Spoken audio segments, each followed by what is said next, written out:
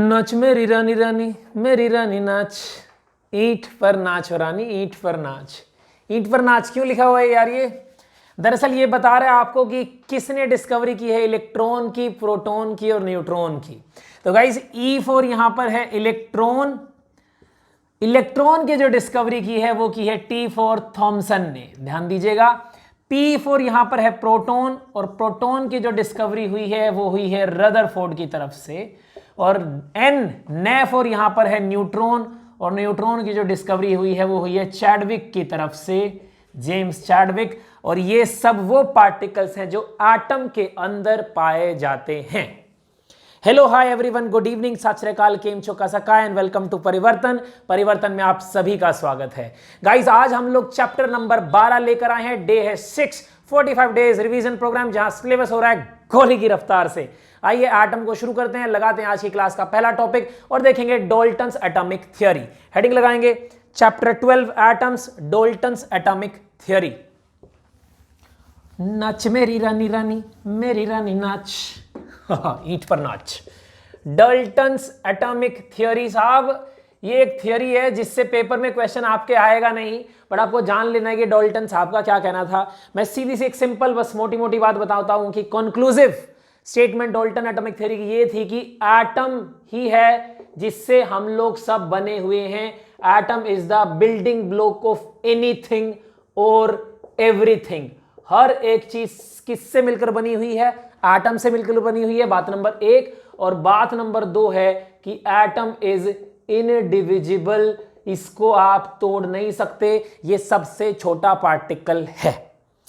लेकिन साहब ये थ्योरी हो गई गलत प्रूफ, क्योंकि अभी भी आपको बताया कि हमने डिस्कवर कर लिया इस दुनिया में प्रोटॉन जो कि एटम के अंदर रहता है, हमने डिस्कवर कर लिया इलेक्ट्रॉन जो कि एटम के अंदर रहता है, और हमने डिस्कवर किया था बहुत बाद में न्यूट्रॉन जो कि एटम के ही अंदर रहता है। सवाल ये है कि ये वहां रहते कैसे कैसे हैं, इनकी अरेंजमेंट क्या है। अरेंजमेंट समझाने के चक्कर में सबसे पहले एक साइंटिस्ट थे थॉमसन, उन्होंने प्रपोज किया एक मॉडल और बन गया एक नया ट्रेंड कि सबने बताना शुरू कर लिया कि उनके अकॉर्डिंग एटम कैसा है। शुरुआत होगी टॉपिक की थॉमसन मॉडल से। आइए थॉमसन मॉडल में क्या था जरा देख लेते हैं।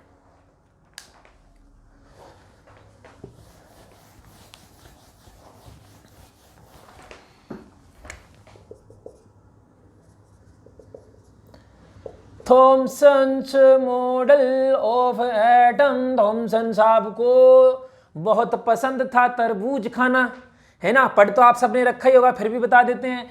थॉमसन साहब का कहना था कि एटम जो है वो एक पॉजिटिव स्फीयर है साहब। एटम जो है एक पॉजिटिव स्फीयर है, यानी कि एक ऐसा स्फीयर जिस पर चार्ज कैसा है? Positive. In which negative charge particles are embedded. भाई बहुत शिकायत आ रही है राइटिंग की, मनीष कुछ करो यार राइटिंग का। फिलहाल तो मैं ये कर सकता हूं कि इसको बोल के बता सकता हूं क्या लिखा है। तो atom is a big positive sphere in which negative charge particles are embedded. इसमें माइनस जो है वो अंदर है, और कैसे है कि नेट पॉजिटिव जो है वो नेट नेगेटिव के बराबर आता है। इसका मतलब atom as a whole is neutral. Atom पर टोटल में कोई चार्ज नहीं है। Mark my words guys, atom पर टोटल चार्ज कितना है भाई? 0। जितना इस पर पॉजिटिव चार्ज होगा उतना ही इस पर नेगेटिव चार्ज होगा। थॉमसन के मॉडल में पॉजिटिव को कोई पार्टिकल की तरह नहीं दिखाया है, पूरे एटम को ही पॉजिटिव स्फीयर बता दिया गया है और बोला है कि इलेक्ट्रॉन्स इसमें एम्बेडेड हैं। प्लम पुडिंग मॉडल भी इसको बोलते हैं। पुडिंग एक डिश है जो फॉरेन में इस्तेमाल होती है खाने के बाद, जैसे हम लोग मीठा खा लेते हैं, कुछ ऐसा कॉन्सेप्ट है। तो पुडिंग में क्या होता है? पुडिंग इसमें क्या होता है कि एक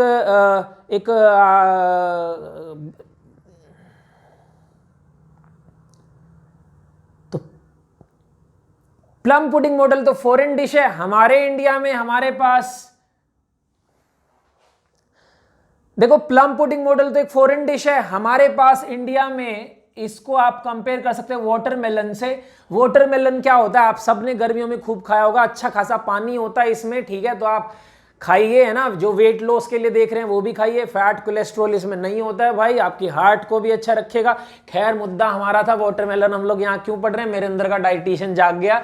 एनीवेज, वाटरमेलन भी क्या होता है आप देखेंगे तो एक रेड स्फीयर होता है। वाटरमेलन भी एक रेड स्फीयर होता है जिसके अंदर सीड्स होते हैं, है ना, बीज फैले हुए होते हैं। तो इसको आप इसके साथ कंपेयर कर सकते हो थॉमसन मॉडल को समझने के लिए, जिसमें बोला जा रहा है एटम एक पॉजिटिव स्फीयर है, जो कि पॉजिटिव पोर्शन किसके एनालोगस हुआ वाटरमेलन में, रेड पोर्शन के। और जैसे यहां पर सीड्स होते हैं वैसे ही यहां पर इलेक्ट्रॉन्स नहीं, मैं बोलूंगा नेगेटिव चार्ज पार्टिकल्स होते हैं। क्या बात समझ में आ गई? बिल्कुल समझ में आ गई। ये थॉमसन का मॉडल था, पहला मॉडल था, बहुत ही आसान लग रहा होगा आपको, लेकिन भैया जो शुरुआत करता है किसी चीज की तो उसका नाम बड़ा होता है ना। जैसे माइकल जैक्सन ने मून वॉक की करी थी, तो थॉमसन मॉडल ने किसकी करी है? एटम के मॉडल को प्रपोज किया है सबसे पहली बार। गाइज ये जो मॉडल था ये बहुत काम आया, इसने केमिकल रिएक्शंस को समझने में हमें हेल्प करी, कुछ एटॉमिक स्पेक्ट्रा को भी इसने एक्सप्लेन करा, लेकिन ये फेल कर गया एक बहुत बड़े कारण में। क्या कारण था? सबसे पहला तो ये था कि भैया एक रदरफोर्ड नाम के आदमी के यहां पर एक एक्सपेरिमेंट हुआ जिसमें पता लग गया कि एटम जो है वो खाली है। क्या पता लग गया? एटम जो है वो खाली है। तो ये बड़ी प्रॉब्लम हो गई और इसी वजह से जो थॉमसन का मॉडल है वो कर गया फेल। हमारा अगला टॉपिक है रदरफोर्ड का जो एक्सपेरिमेंट है, जो कि इस रिजल्ट पर पहुंचा कि एटम क्या पड़ा हुआ है, एटम इज ऑलमोस्ट एम्प्टी। इस स्टेटमेंट तक हम लोग कैसे पहुंचे, इस एक्सपेरिमेंट में कैसे पाए, यही हमारा अगला टॉपिक होगा। तो इनके अकॉर्डिंग तो बड़ा सा पॉजिटिव स्फीयर है और इस एक्सपेरिमेंट में पता लगेगा नहीं भैया खाली पड़ा है। आओ देखते हैं रदरफोर्ड के एक्सपेरिमेंट को, सेकंड टॉपिक आज की क्लास का। गाइज आपके साथ कभी ऐसा हुआ है कि टीचर ने कोई प्रॉब्लम दी और आप करके लाए और टीचर ने बोला इसका आंसर गलत है, बहुत देर तक आपके साथ बहस हुई हो और आप बार बार कह रहे हो नहीं सर आंसर तो बिल्कुल सही है, हमारा मेथड तो बिल्कुल सही है, और अंत में टीचर ने बोला अरे रे रे रे सॉरी बुक में ही आंसर गलत था। हुआ होगा, सबके साथ होता है, मेरे साथ भी हुआ है। अभी यही कहानी हुई है दो स्टूडेंट के साथ। स्टूडेंट के नाम है गीगर और मार्सडन। ये स्टूडेंट है किसके? इनका टीचर है कौन? रदरफोर्ड। भैया सारी दुनिया लगी थी एटम को जानने में, तो रदरफोर्ड की भी क्यूरियोसिटी थी, तो रदरफोर्ड ने बोला चलो एटम के ऊपर अपन एक एक्सपेरिमेंट करेंगे एटम को और थोड़ा डिटेल में जानने के लिए। तो रदरफोर्ड ने गाइड किया गीगर मार्सडन को एक्सपेरिमेंट करने के लिए। एक्सपेरिमेंट का नाम है अल्फा पार्टिकल स्कैटरिंग एक्सपेरिमेंट, या इस एक्सपेरिमेंट का दूसरा नाम होता है थिन गोल्ड फॉइल एक्सपेरिमेंट, या फिर सीधा इसका तीसरा नाम है रदरफोर्ड्स एक्सपेरिमेंट, या नाम दे दोगे गीगर एंड मार्सडन एक्सपेरिमेंट। ये एक्सपेरिमेंट माइलस्टोन साबित हुआ था एटम को जानने में। और खास बात यह है कि इसके पीछे जो आइडिया रदरफोर्ड ने दिया था एक्सपेरिमेंट के पीछे, वो आइडिया आज तक फिजिक्स में इस्तेमाल होता है। सिंपल सा आइडिया था कि किसी चीज को जानना है तो उसको तोड़ो फोड़ो।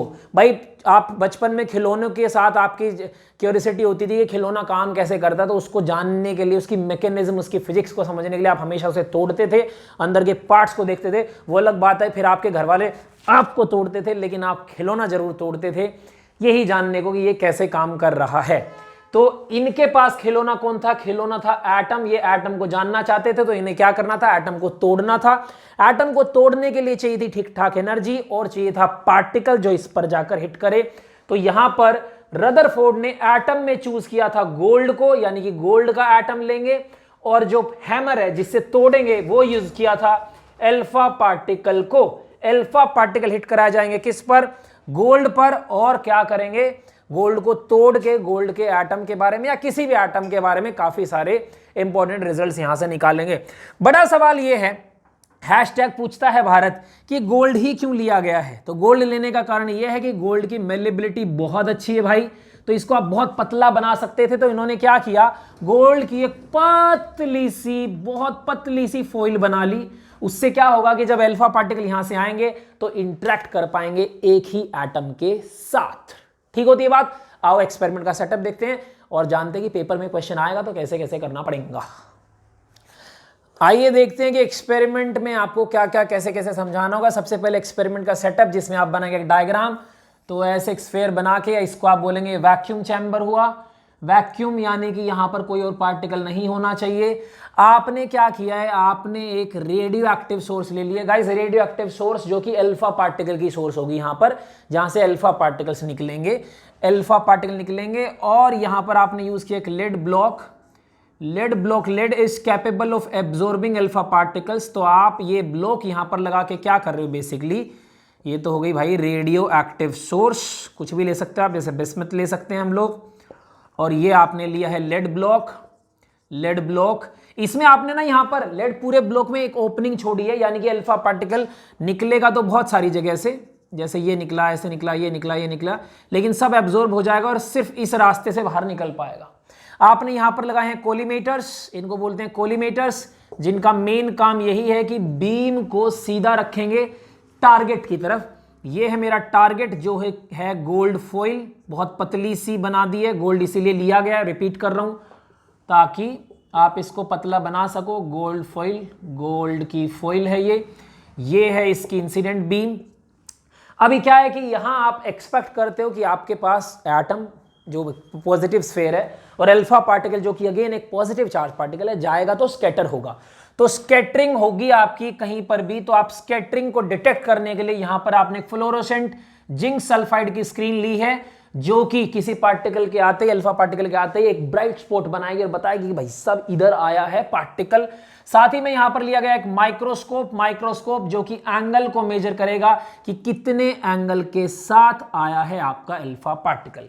ये पूरा जो सेटअप है, ये जो मूवेबल स्क्रीन आप इसको बोल सकते हो, ये अल्फा पार्टिकल्स को डिटेक्ट करने में काम आएगी, उनके एंगल्स को भी, उनकी स्कैटरिंग एंगल को बेसिकली, और उनकी नंबर्स को भी कि कितने अल्फा पार्टिकल्स यहां पर पहुंच रहे हैं।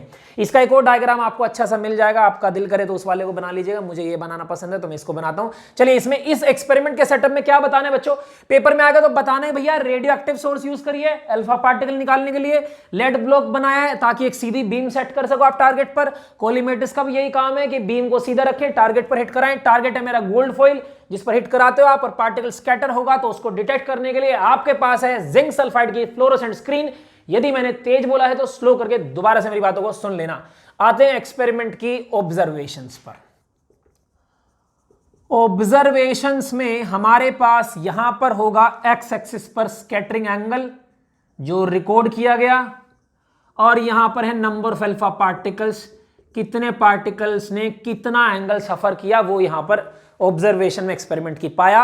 और पाया तो पाया क्या, ये कुछ एंगल मार्क कर लेता हूं मैं, 10 डिग्री, 20 डिग्री, 30 डिग्री, 40 से 50, 60, 70, 80, 90, 100, और ये नंबर 10 टू द पावर 1, 2, 3, 4, 5, 6, 7, और यहां से ग्राफ बना देना कुछ ऐसा। जाको मतलब क्या है भैया, जाको मतलब है कि बहुत सारे अल्फा पार्टिकल बहुत ही कम स्कैटरिंग एंगल पा रहे हैं। बहुत सारे अल्फा पार्टिकल्स का स्कैटरिंग एंगल बहुत छोटा है। देखिए, आप स्कैटरिंग ही नहीं है और आप क्या एक्सपेक्ट कर रहे हो, पॉजिटिव स्कैटरिंग होनी चाहिए बहुत ज्यादा। ऑब्जर्वेशन में पॉइंट नंबर 1 मार्क करेंगे कि हमने क्या पाया कि जितने अल्फा पार्टिकल्स उनमें तो बहुत सारे तो बिना स्कैटरिंग के निकल गए, या बहुत मिनिमम स्कैटरिंग एंगल उन्होंने एक्सपीरियंस किया। मैं लिखूंगा यहां पर 99% of the alpha particles, 99% of alpha particles passes through the atom with minimum या फिर जीरो स्कैटरिंग एंगल। कुछ तो ऐसे थे जो स्कैटर ही नहीं हुए और कुछ ऐसे थे जिन्होंने मिनिमम स्कैटरिंग एंगल झेला। ये देख सकते हो आप इस ग्राफ में। दूसरा पॉइंट, ओनली 1 आउट ऑफ 4000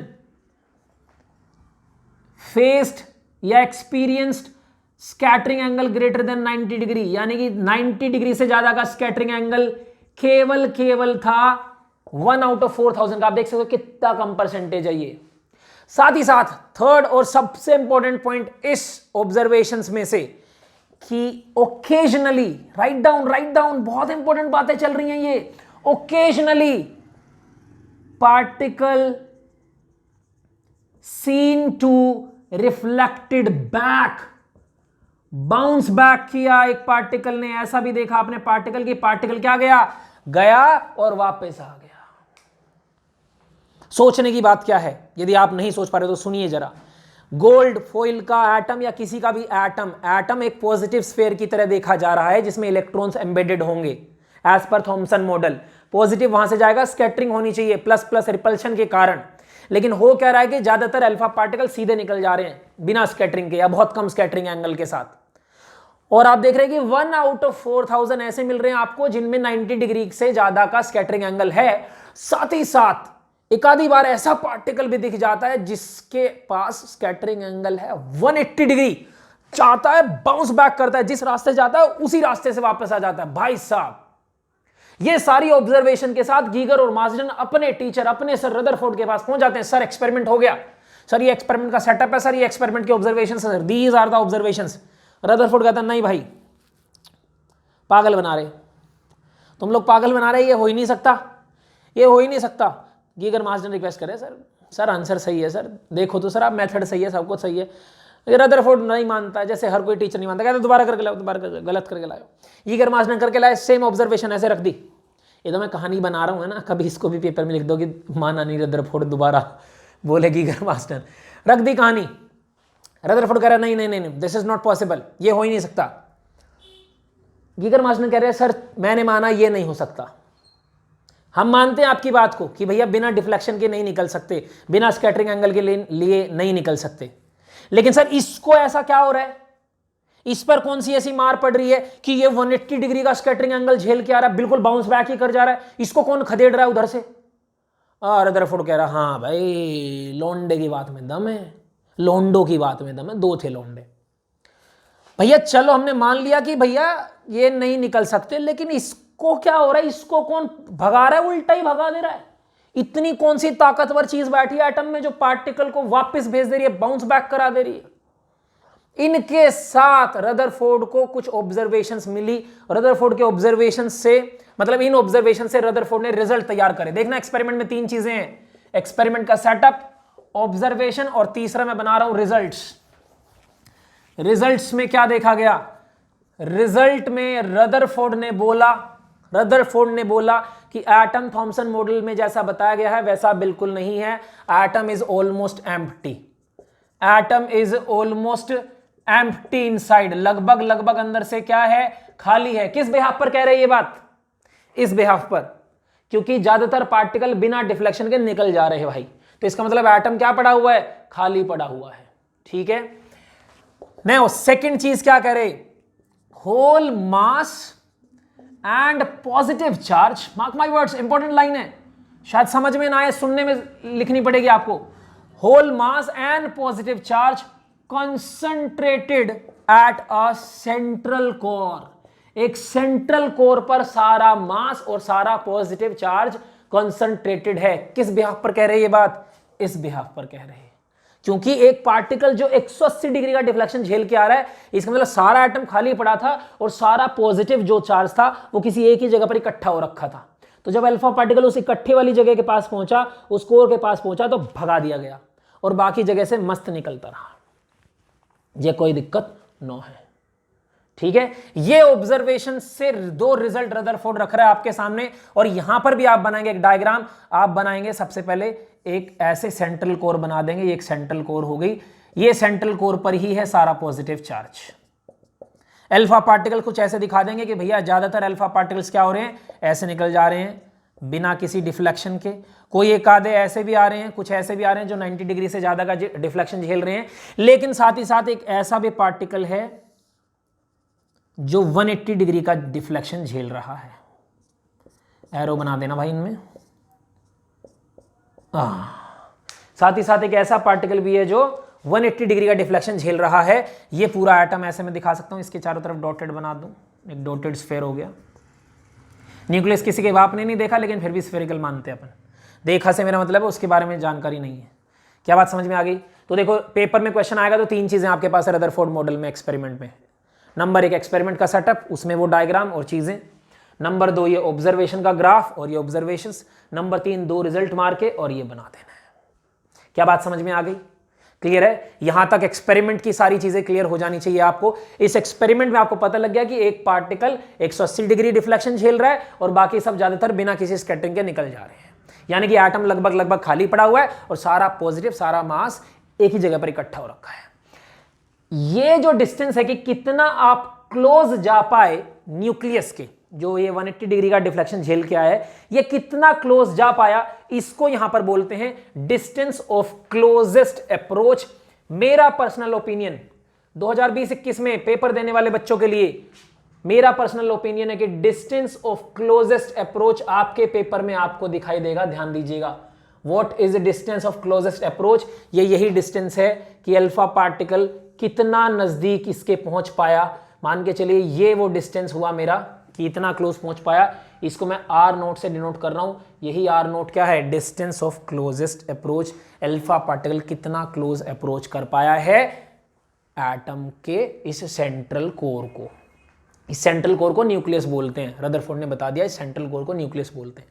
मुझे ये निकालना है, ये अल्फा पार्टिकल जब यहां से निकला था तो बढ़िया वेलोसिटी के साथ निकला था, काइनेटिक एनर्जी लेके बैठा था कितनी, हाफ mv², ये थी उसकी काइनेटिक एनर्जी। और जब यहां पहुंच गया तो धीरे धीरे जैसे जाता है तो स्लो होता जाता है, स्लो होता जाता है। क्यों होता जाता है स्लो, क्योंकि ये भी है पॉजिटिवली चार्ज पार्टिकल और अल्फा पार्टिकल भी होता है पॉजिटिवली चार्ज। रिपल्शन के कारण स्लो होता रहा, स्लो होता रहा, स्लो होता रहा, स्लो होता रहा और रुक गया। जैसे देखो ये मार्कर पहले जाता है, स्लो होता है, स्लो होता है, स्लो होता है, स्लो होता है, स्लो होता है और बिल्कुल रुक जाता है, जीरो, फिर बढ़ता है टक टक टक टक टक। ये इसके साथ हुआ, गया slow slow slow slow slow, रुक गया, वापस आ गया।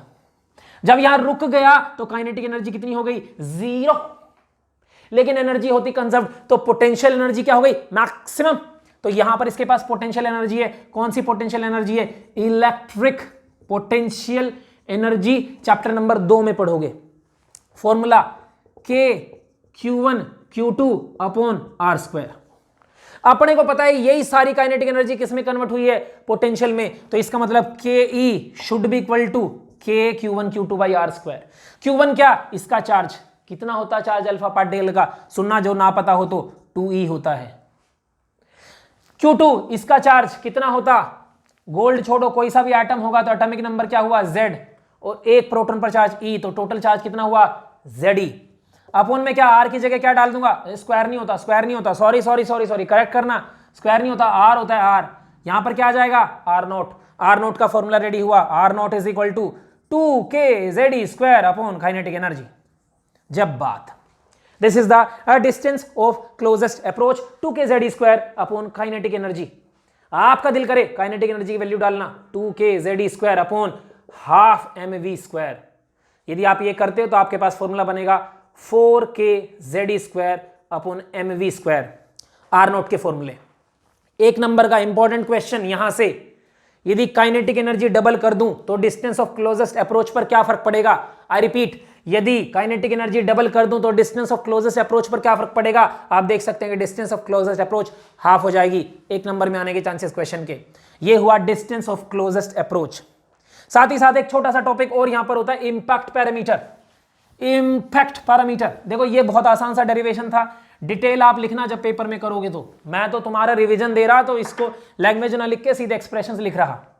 अभी अपन बता रहे हैं क्या, इंपैक्ट पैरामीटर। ये क्या है भाई, इंपैक्ट पैरामीटर, इसका सीधा फॉर्मूला चाहिए और डेफिनेशन चाहिए। देखिए ये आपका न्यूक्लियस था, सेंट्रल कोर, जहां पर क्या था, सारा पॉजिटिव और सारा मास। ये इसकी सेंट्रल एक्सिस है। कोई पार्टिकल जो यहां से डिफ्लेक्ट होके गया है किसी थीटा एंगल पर मानिए, तो उनके और सेंट्रल एक्सिस के बीच का perpendicular distance, I repeat the definition is perpendicular distance between the central axis of the nucleus and the velocity vector of the alpha particle scattered by an angle of theta. एक ऐसा particle जो theta angle पर scatter हुआ हो, उसके velocity vector और central axis के बीच का परपेंडिकुलर डिस्टेंस, उसको बोलते हैं, B से डिनोट करते हैं, इंपैक्ट पैरामीटर बोलते हैं। फॉर्मूला सीधा ध्यान रखना, यहीं से ये 2kZe² की बजाय हो जाएगा kZe² अपॉन में काइनेटिक एनर्जी और इनटू में cot θ/2। कहां से आया फॉर्मूला, घंटा तुम्हें कोई मतलब नहीं है, सीधा फॉर्मूला याद रखना है बस।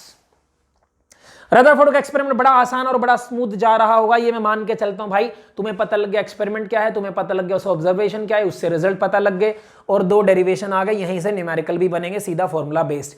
इसका क्वेश्चन अभी तक पेपर में दिखा नहीं है सीबीएसई में, और रेयर चांसेस है कि आपको यहां से क्वेश्चन मिलेगा, यहां से चांसेस मिलेगा, इसके चांसेस काफी बढ़िया हैं। आ जाते हैं रदरफोर्ड के मॉडल की तरफ। थॉमसन का मॉडल तो फेल कर चुका है इस एक्सपेरिमेंट से। रदरफोर्ड का मॉडल क्या कहता है, रदरफोर्ड के मॉडल में पोस्टुलेट्स डालेंगे आप, पोस्टुलेट्स ऑफ रदरफोर्ड्स मॉडल। ध्यान दीजिएगा, बारी बारी से नंबर से लिखते चलिएगा क्या है रदरफोर्ड के मॉडल के पोस्टुलेट्स। हेडिंग है मेरी हेडिंग है Rutherford's model of an atom. 4 point लिखाऊंगा, चारों पॉइंट रट्टा मार के रखना, पेपर में आ गया तो चारों के चारों एज इट इज लिख के आना, मौज आ जाएगी तुम्हारी।